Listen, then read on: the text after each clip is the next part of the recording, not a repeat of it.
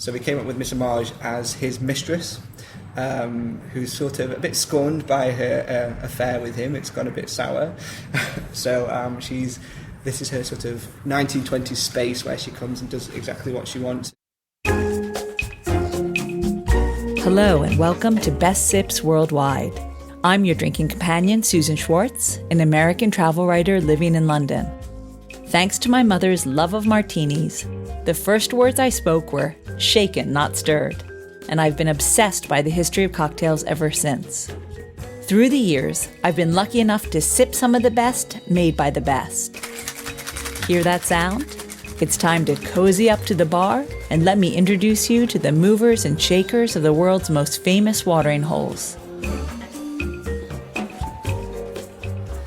Today on Best Sips Worldwide, Jason Vickers and Pablo Moreno, bar manager and head bartender of Miss Homage at Waldorf Astoria in London, transport us right back to the 1920s when London bandleaders and showgirls were all the rage.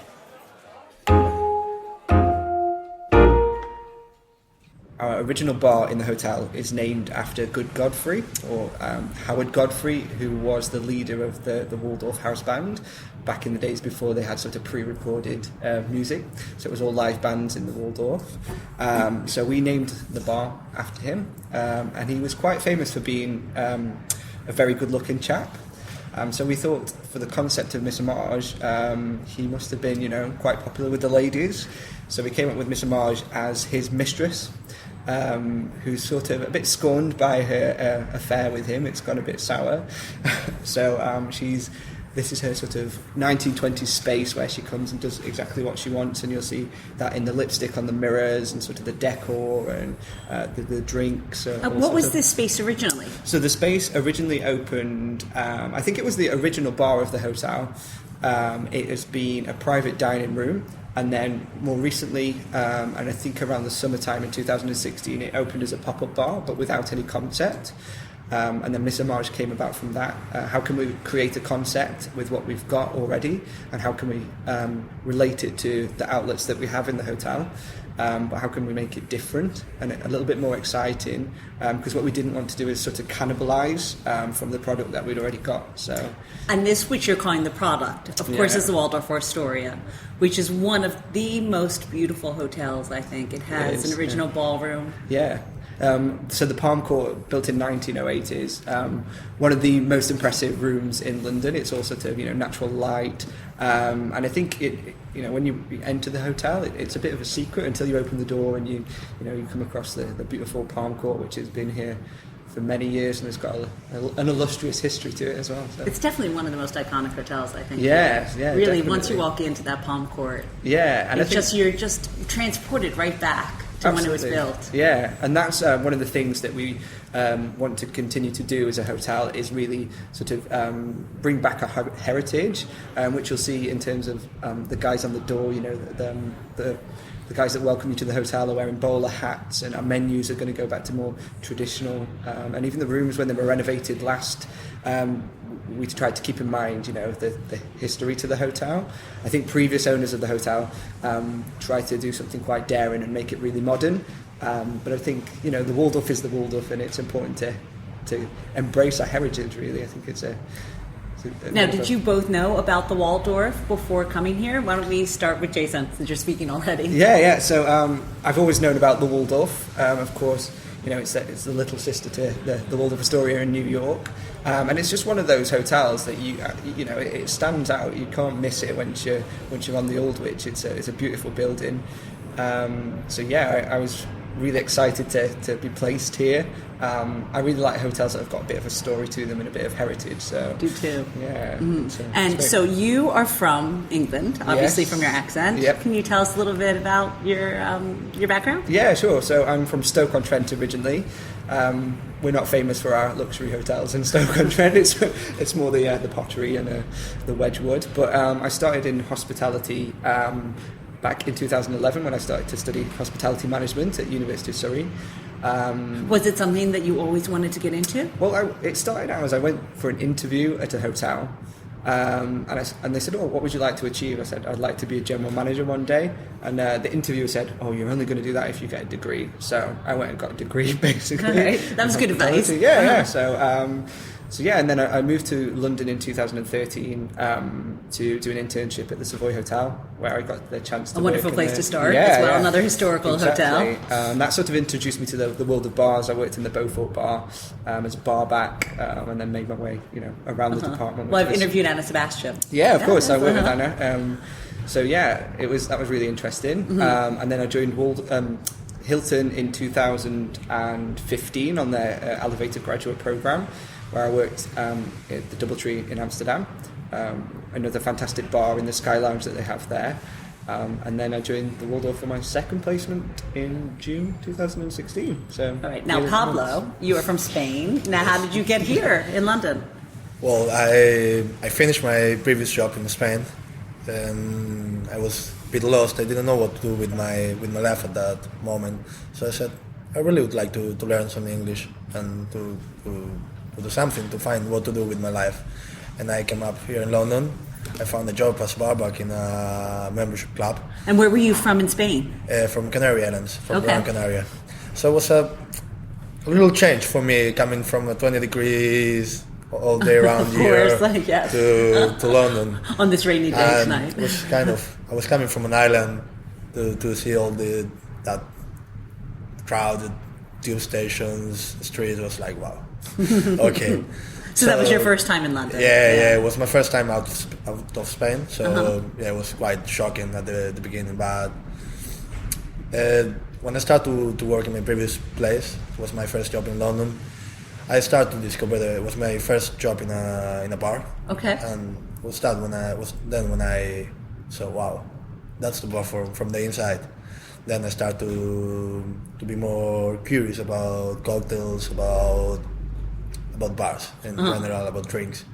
And I'm sure you see that there's so much happening in London. Yeah, exactly.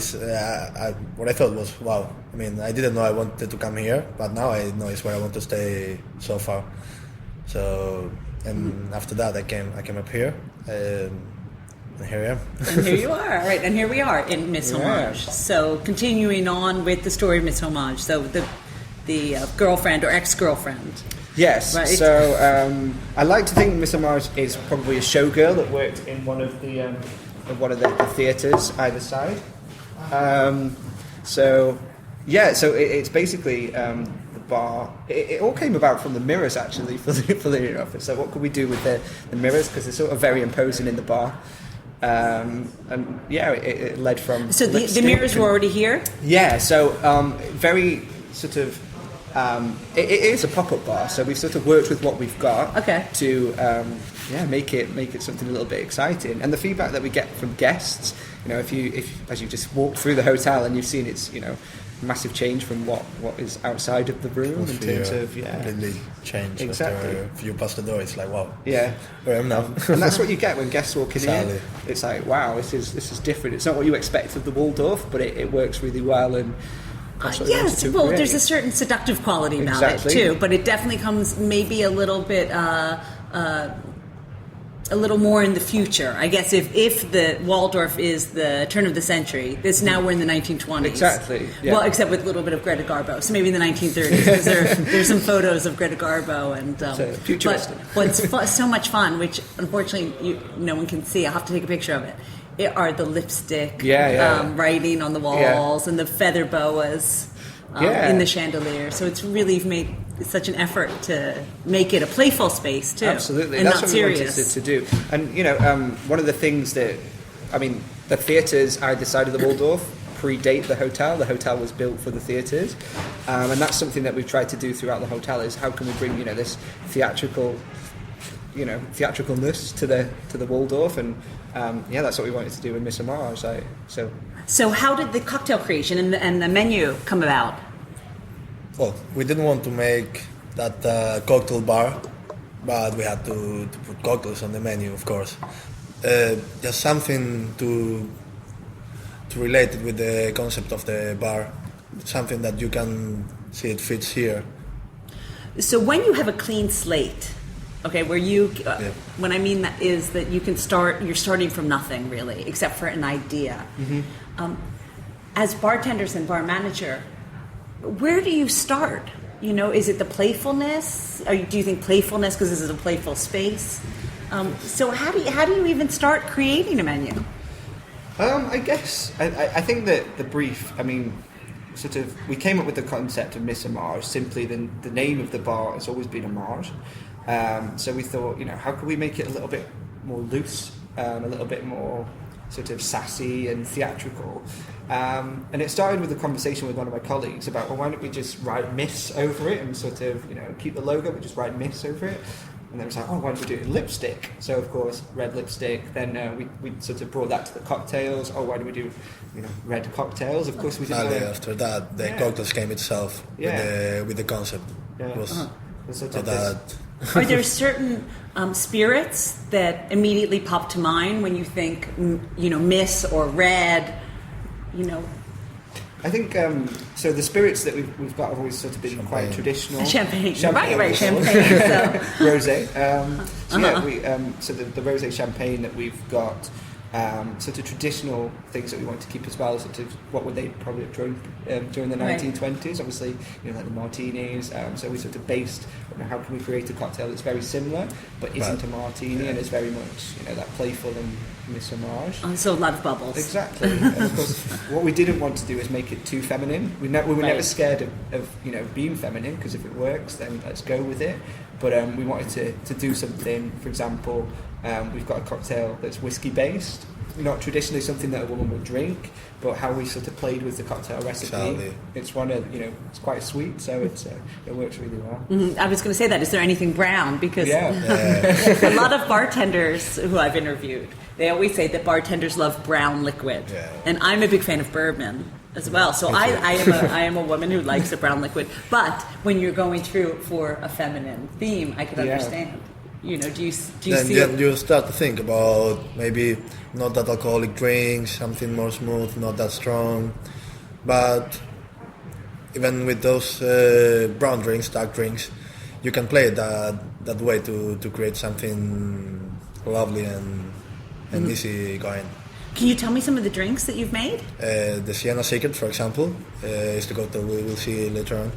It's the dark spirit one. It's made with the Penryn. It's a Welsh whiskey. Okay. It's a twist on the whiskey sour, but instead of sugar we use cinnamon syrup, a bit of lemon juice, half lemon, and that's it. Instead of the egg white, we just shake it and we serve it on the rocks with in our julep cup. Miss Homage julep. Oh, I guess in the barware is something else. Did the barware also change with? Yeah, so we've started to use sort of things that would, that would look a little bit more attractive and a little bit more daring. So, for example, we've got the copper julep cups. We have very sort of 1920s sort of coupettes as well. Champagne saucers. Champagne saucers. I know, supposedly they say that champagne really is better in a flute, but I think it's so much sexier to have it in a coupe. Yeah, definitely. Yeah, completely. There. That's what we want to create in Miss Homage. That's sexiness. And I guess sexiness in Spain may be different from sexiness in Britain. Yeah, I mean... So did you bring some of your own homegrown Grand Canary Island sexiness to the I'm still busy getting all the sexiness from London and just seeing how it goes in here. But yeah, I mean, I always try to bring something of my background from my tropical paradise. And it's completely different when you came up to think about maybe the same concept we're thinking now. Maybe in Gran Canaria would be completely different. In a isolated beach, just candles. Maybe it's something. But the weather is what it makes the difference. Mm-hmm. Of course. Well, I'm getting so thirsty. You guys are making me so thirsty. So why don't we make one of these drinks at the bar? Of course. All right. Let's go for it. Thanks so much to Jason and Pablo for taking us right back to the 20s. We head back to the city of brother love for our next podcast, where we meet with Jason Elliott, the general manager of the Franklin Bar. According to the rumors, the Franklin crew ran more liquor than even the notorious Al Capone. We'll let you know if those rumors are true. Until next time, bottoms up. For more information and links to everything you've heard about, plus a bit more, please visit bestbitsworldwide.com. Thanks for listening to Best Sips Worldwide, a spin-off of Best Bits Worldwide. Always remember the wise words of Oscar Wilde, all things in moderation, including moderation, and never drink and drive. Okay, I said that last part. Theme music is by Steven Shapiro and used with permission. You'll find me at the bar